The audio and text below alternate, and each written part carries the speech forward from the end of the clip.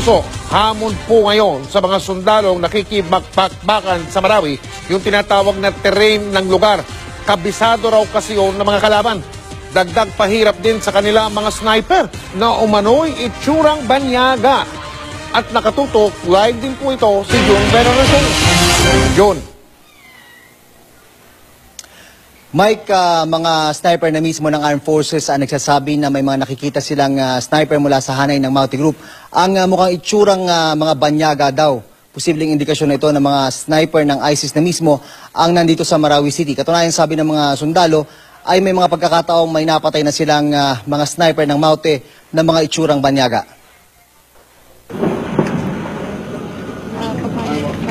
Ika-23 araw na ngayon ng krisis sa Marawi City. Tuloy-tuloy ang airstrike ng Armed Forces. Pagtama ng bomba, wasak ang pinaniniwalaang pwesto ng mga kalaban.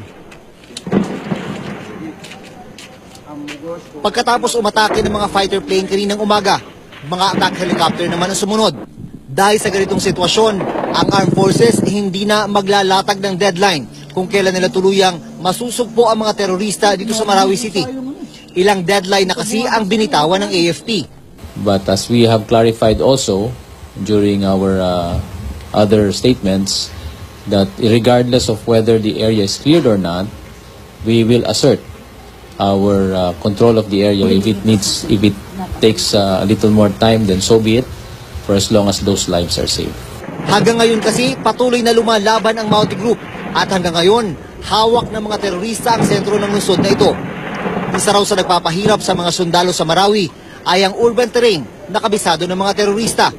May hawak din daw ang mga ito ng mga hostage na ginagawang human shield. Pero mainit man ang labanan, tiniyak ng militar na hindi nila pupuntiryahin ang mga moske sa Marawi City kahit pa may impormasyon na ilan sa mga Maute ay doon nagtatago. We have not bombed and will not bomb mosques in Marawi. The Armed Forces leadership is firm in its commitment to use other options that would flush out this Maute Daesh-inspired group from these places of worship that they have converted into machine gun and sniper nests, defensive position, and arsenals for their war activities. Bukod sa mga airstrike, sniper sa sniper ang karaniwang labanan dito. Kakaiba raw ang galing ng mga sniper ng Mauti Group, sabi mismo ng mga tropa ng gobyerno.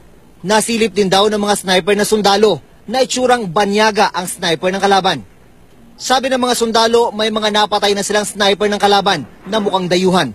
Kwento ng mga sundalong galing sa battle zone. Matinding panganib ang kanilang kinakaharap kapag pumapasok sa magkakadikit na bahay bilang bahagi ng clearing operation. Minsan pagpasok daw ng mga tropa sa isang bahay, iikot sa likod ang mga Maute. Bubuhusan ng gasolina ang bahay saka sisilaban. Lalabas ang mga sundalo sa bahay. Paglabas, doon na sila aasintahin ng mga sniper ng Maute na nasa magandang pwesto. Dahil dikit-dikit ang bahay sa lugar na mainit ang labanan, binubutasan daw ng mga terorista ang mga pader para maging daanan sa paglipat sa panibagong pwesto. Napakalaking tulong din dahil kabisado raw ng Mauti Group ang kanilang ginagalawan. Mike, inamin ng Armed Forces na sa pamamagitan ng technical equipment ay nagbibigay ng impormasyon ang ilang tropa mula sa Armed Forces naman ng Amerika para matapos na nga itong problema dito sa Marawi City. Itong mga tropa daw ng Kano ay galing daw sa Zamboanga City. Itong pagbibigay naman daw ng technical assistance ay pinapahintulutan sa ilalim ng Mutual Defense Treaty sa pagitan ng Pilipinas at Amerika. Mike. Maraming salamat, June Veneracion.